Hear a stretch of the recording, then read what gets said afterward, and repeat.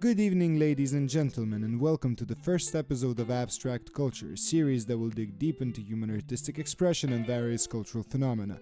For today's episode, we have something very special. Let me introduce you, Monsieur Gaspar Noe and cinematic subjectivity in Enter the Void. Let's take a look at two questions in particular. First, how are various camera techniques used to express bodily bounded subjectivity in the first part of the movie, let's call it Oliver's life, and second, how is the quasi-objective of the mind expressed in the second part, in which camera acts as a representation of Oliver's death trip. The movie begins with a static shot of the enter sign. The camera pans towards a plane in the sky, a blink. Oscar's dusty voice. Hey. Hey, Linda. Come here. Gaspar Noe presents us with remarkable first-person narration techniques, allowing us to perceive Oscar's perception itself. Shaky camera shows glimpses of Oscar's own body. After smoking the pipe, both we and Oscar trip out on some of the heaviest cinematic psychedelics. Even though in the first part of the movie we mostly see point-of-view shots from Oscar's perspective, we do see Oscar from an outsider perspective as well.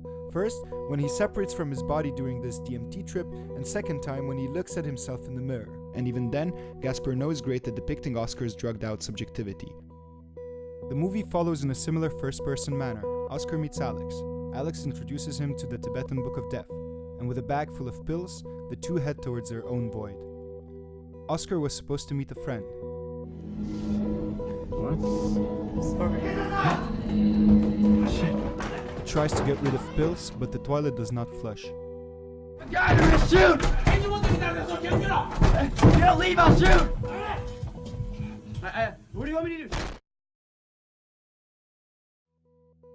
The second part of the movie, Oscar's death trip, also uses quite remarkable cinematic techniques, this time trying to portray a more objective, a possible perception of the separated soul. The inspiration for the death trip is mostly taken from the already mentioned Tibetan Book of Death. For 49 days, a soul that did not reach enlightenment travels through various layers of one's own being. Oscar's soul is separating from his body.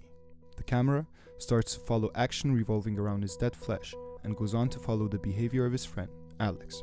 From now on, the camera is free from Oscar's body and can freely travel through space and time. Talking about space and time, an interesting technique is used to depict Oscar's memories. In one of the scenes, the camera observes Linda's reaction to Oscar's death, after which the camera smoothly flows into a lamp, turning into wonderful luminous visuals, leading to a mid-shot from the back of Oscar, as a child, adolescent, as a young man. His memories of childhood are depicted similarly to his DMT trip, in a disembodied subjective manner. The movie composes a fast-forward of Oscar growing up from the same disembodied but still subjectified mid-shot from the back. In Oscar's death trip, not only can the camera travel freely through space-time, but also through different consciousness. Just as an example, in one of the last scenes, the camera enters Alex's perception when he's making love with Oscar's sister. This technique, also known as the subjectification shot, does add a great deal to the narrative. The camera quite literally enters the perception of Alex.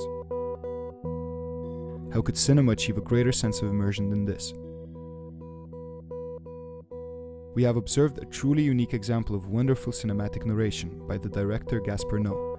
In his movie Enter the Void, not only the camera amazingly portrays embodied subjectivity and even drugged out subjectivity, but also the possible perception of a consciousness during a death trip. Thanks, Gaspar Noe. Keep up the good work. And for you, dear viewers, thanks for watching. Have a good night, and don't forget to follow coming up reports from Abstrakt Culture.